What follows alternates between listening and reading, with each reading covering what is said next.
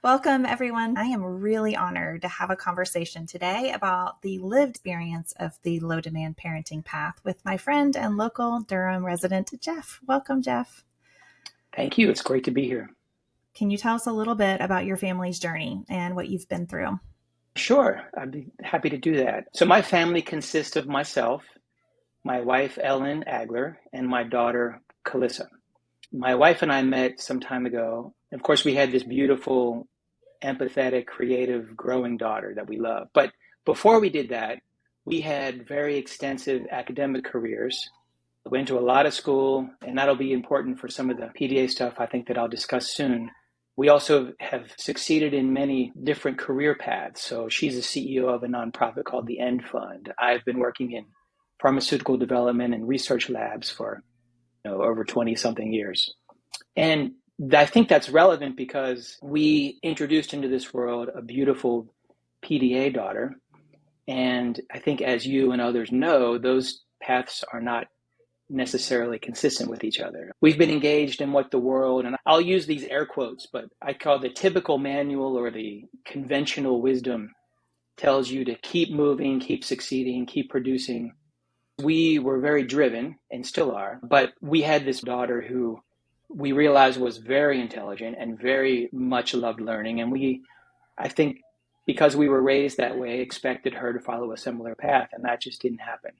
At first, that certainly makes things very challenging. I'll argue in the end that it's a gift, that it forces all of us to be our best. So we were following this path, and about 2.5 years ago, actually even for a couple of years before that, there was a series of challenges, especially with school, where we realized our daughter wasn't performing as well as she wanted to and as well as we thought that she could. And we just didn't understand it. We weren't raised this way. We did well in school. I have a PhD. My wife has 2 master's degrees. We just didn't understand, if I'm being perfectly honest. And I think looking back, my daughter understood the whole time what was going on, as many PDAers do.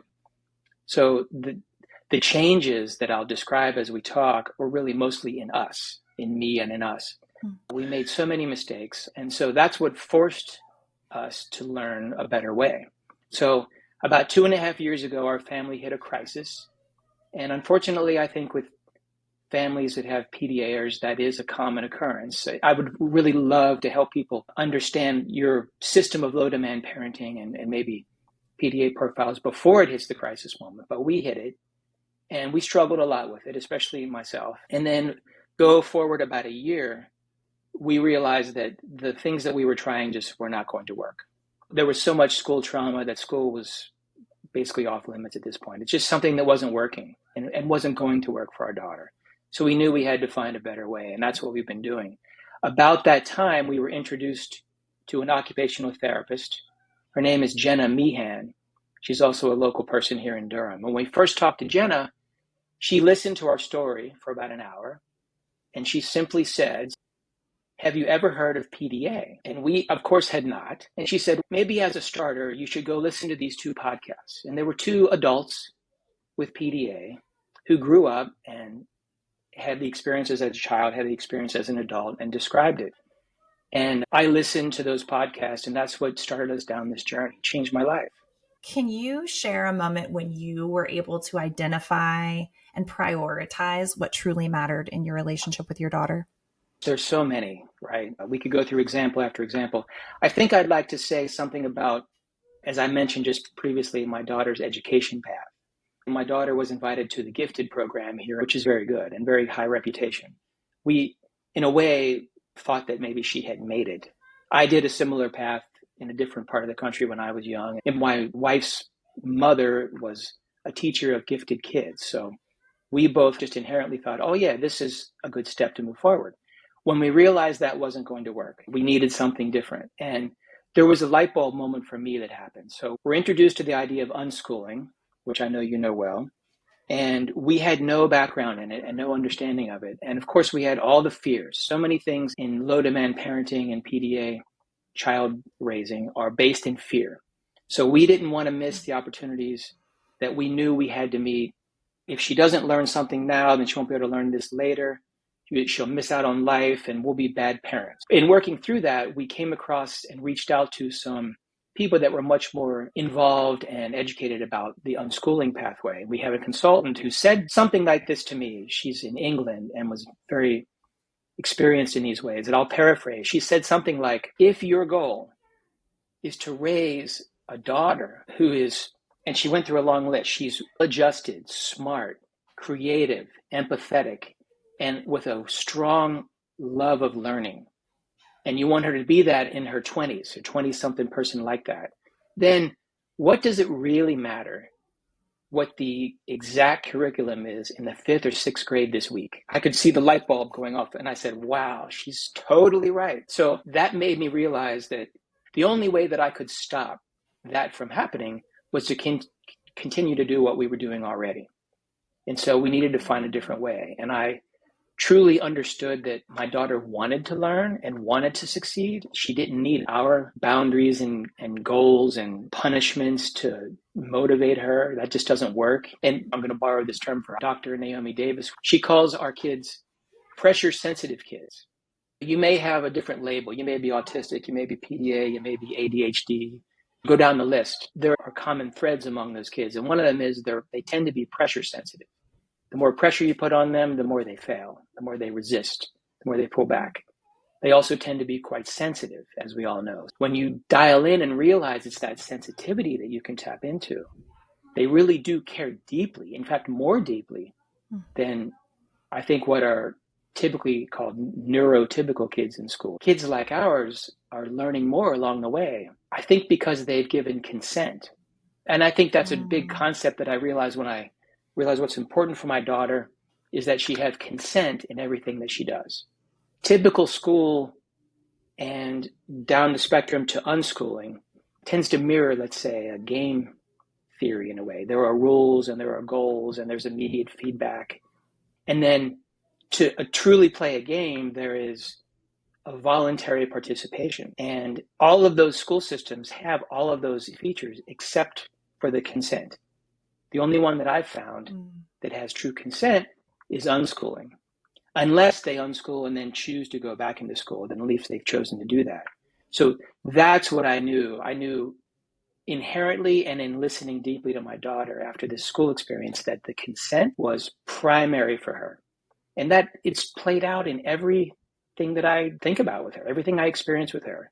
If she doesn't have consent, there's usually a problem. Yeah, I agree. I call these kids the canaries in the coal mine. They're speaking up on behalf of all kids who don't have quite as sensitive of a consent meter, as you're saying, but who care just as much.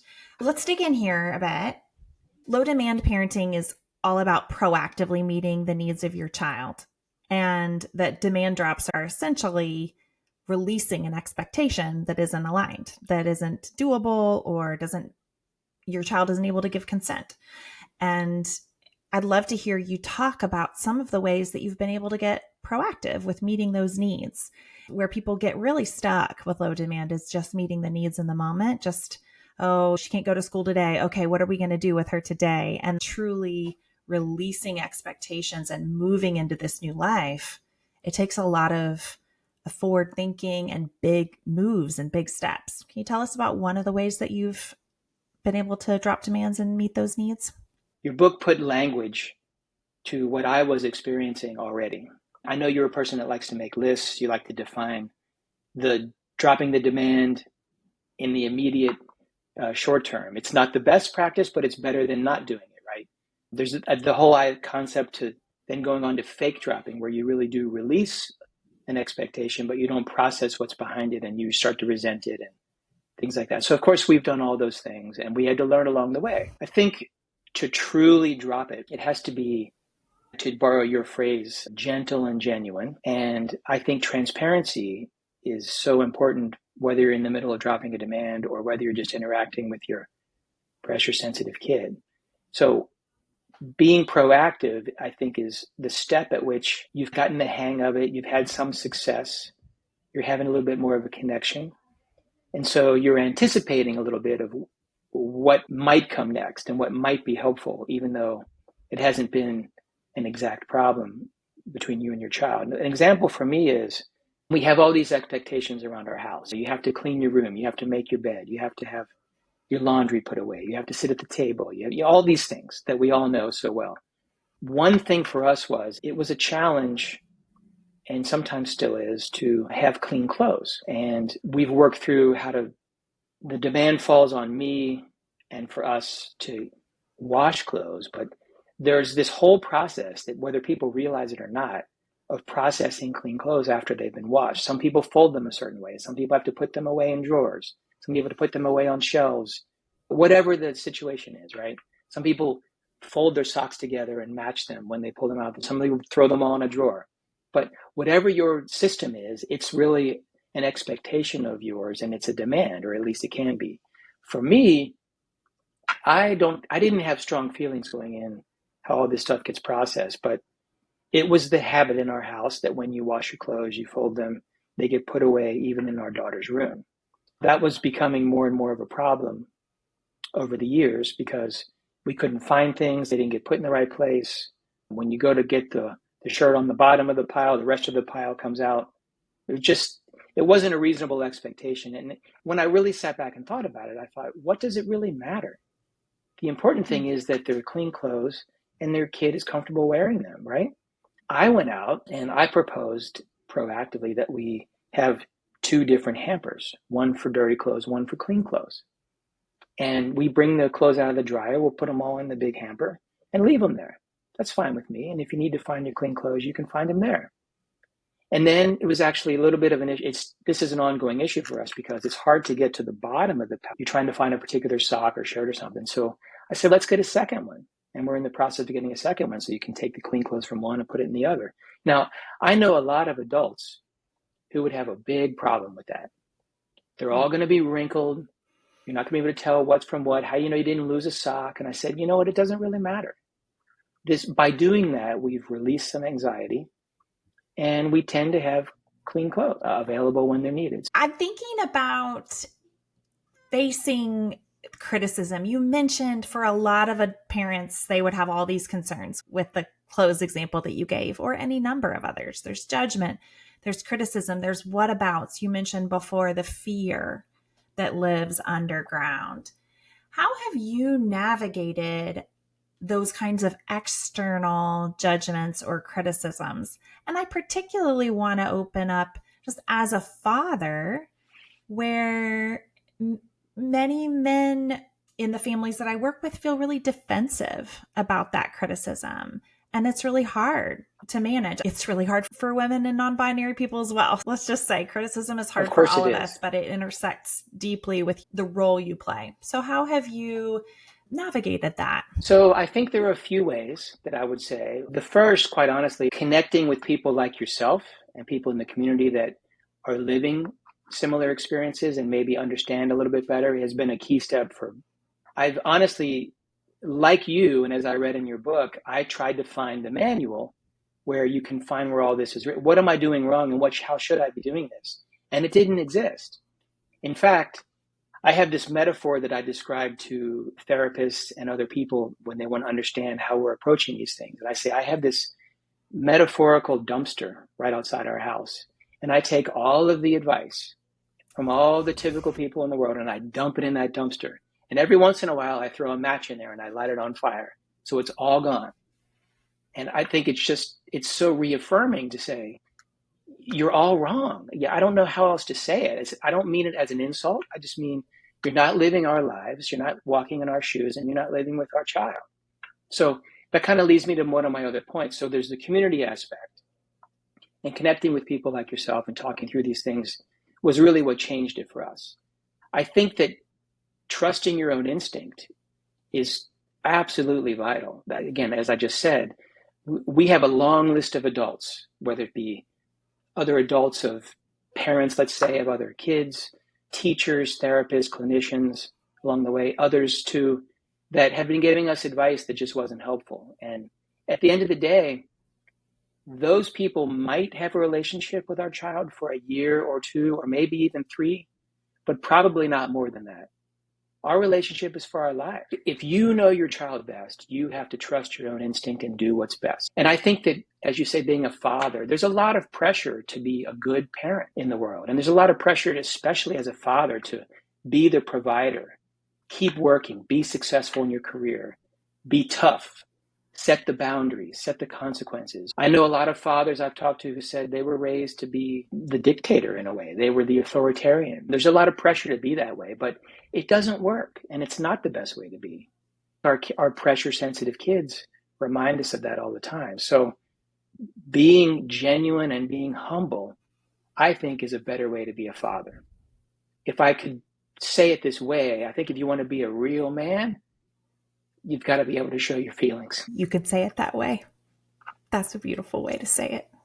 When we get to connection, we're really at the heart of it. What's so painful about trying all the things that don't work is that not only do they not work, but they send us and our kids further and further apart. And at the heart of what we are longing for is just to be with them and what they're facing. Can you tell us a little bit about what it's been like to reconnect with your daughter and to put connection at the center of your relationship? It's a great question, and it's really at the heart of what we're talking about. Again, talking about whether someone is PDA like our daughter or pressure sensitive in another way, one of the key ways to make sure that you build that connection is to genuinely understand and appreciate what might be happening underneath the surface. And it's not something that the rest of the world asks of us. They usually judge behavior, and they judge surface level things that don't really address what's underneath the surface. There's no way that you can be connected to your child if you don't appreciate what's going on underneath the surface. And that's true of people. That's the thing about low demand parenting in the way you described it. It's critical for kids like ours, but it's also important and works very well for everybody. It shows respect and connection, and it's just a better way to be, I think, as you raise kids. For me, it's important, I should say, that I remember that I've not lived in my daughter's shoes. She's been raised in a world that's different than the one I was raised in. In the same way, I don't think others can look at me or her and think that they know that they've lived in our shoes or been raised in the world we've been living in. As I mentioned, it's common for people to focus on behavior, and there's a fatal flaw when you focus on behavior, because the common thing is to have some sort of reaction to that behavior. That reaction could be positive or negative. And what people may not understand is both of those can be unhelpful. If the focus is on behavior, even the approval is not helpful sometimes because it creates a demand. You're basically saying, I love you when you do this or when you behave the following way. And inherently, they interpret that as, you don't love me when I don't do that. So it's very counterintuitive to the traditional parenting manual, but I think the key is that it's focused on behavior and not what's under the surface. So when I connect with my child, I'm not focused on the surface level behavior. In fact, I embrace the term I have said about reframing things. I reframe everything now. Let's say, as an example, your child is screaming at you, I hate you, I hate you, I hate you. A lot of times, they don't really mean the words that they're saying. What they're saying is, I'm struggling and I need help, right? So they're actually communicating with you in the best way they can. What kind of a parent wouldn't want that? If you're raising a daughter like I am, and your focus is on a certain behavior and your focus is on them being compliant with what you want, that's not connecting. And one way to think about that is, if you raise your child to be compliant through their entire childhood, what do you think they're going to be like when they get to be an adult? Do you want them to be an adult who is just 100% compliant? I don't think so. I don't want that. And I think it's important to remember that now. That to truly connect is a beautiful thing. Now, one of the ways I've done that is again, I don't want to give too many details and break confidences, but we have had some struggles along the way with food and choices of food. And we misinterpreted that at first. We had therapists that tried to help with it, and it just wasn't helpful. We realize now there's a strong sensitivity going on to maybe foods or smells or tastes or colors that are real. These things, in the traditional parenting model, you're not taught that those things can be real. You're taught that those are superficial things, and the behavior to not eating food is what you should focus on. It's just not true. Once you start to realize that these issues are real and actually your kids do want to do well and want to eat new foods and want to learn and want to do all the behaviors that people are criticizing, they want to do them well. You realize that they're experiencing trauma every day and all the time. And what kind of a parent would want that? Maybe there are people, but I don't know them that want that. So I realized that there were only a few foods that worked, consistently for my daughter. And so I'm a big, people that know me say I'm a little bit crazy about nutrition and staying healthy. And I like to work out. I like to eat healthy. I like to teach kids about eating healthy. And when you eat just a few foods, it's not consistent with that paradigm. I realized that's what was working for my daughter. So I embraced that. I also realized along the way, there were some struggles when she was around people who were eating and drinking and making sounds and smells, and it just wasn't a comfortable way to be. And again, I think in the traditional parenting upbringing, I know many adults actually would say they just need to get over that. How are they going to survive in this world if they can't be at the table with someone else? But you know what? When you realize what's going on under the surface and you connect, you realize, why do I want to traumatize my daughter? I don't want to traumatize my daughter. So I made some decisions to embrace the few foods that work. And sometimes questions or demands. Sometimes you can put pressure on, it's time to eat, it's time to eat, it's time to eat this. You have to do that a little bit sometimes. But what I found is once we've connected that I changed my eating habits to eat foods from, say, restaurants, takeout restaurants that my daughter liked or that worked for her. So I would say, I'm planning to go to X restaurant to pick something up. Would you like me to get something for you too? I'd be happy to. And the answer a lot of times is yes, and then it works. And if I bring something home, I put it somewhere where she can eat quietly and safely, and I leave and I go eat mine elsewhere. And those are not ways that I was raised. Those are not ways that many parents I know raise their kids. It means you don't have dinner time. You don't have how was your day conversations around the dinner table, but that's what works for her, and that's how we've connected. Now, I should say, going back to the question, if I say I'm going out, I'd be happy to get something for you. If she says no, then I don't, and I don't push it, because I've realized too along the way that if you're truly connected and you ask a question of your kid and they say no, I realize if you're not willing to accept no as the answer, then it probably really wasn't a question. And that's an important parenting concept, right? If you're requiring that they do something, you're not asking them to do it.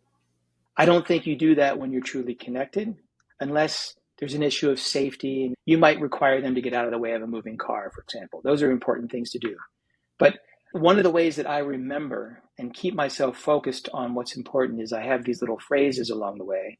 And one of them I learned these from some people who I don't necessarily agree with their entire approach. But this one I learned and I've held on to, and it is connection over correction. So in those moments when you want something of your child, you want to change the behavior, what's going on, if by escalating your mood and escalating your request is going to damage your connection with them, your relationship, then don't do it. And the easy way to remember that is connection over correction. I love that. Jeff, thank you so much for bringing so much wisdom forward that you have learned in this journey with this. I love the way you introduced her, just your beautiful, creative daughter, that she really has brought so much into your own journey. And I'm really grateful that you have given us all this time today. Thank you. You bet. Thank you very much.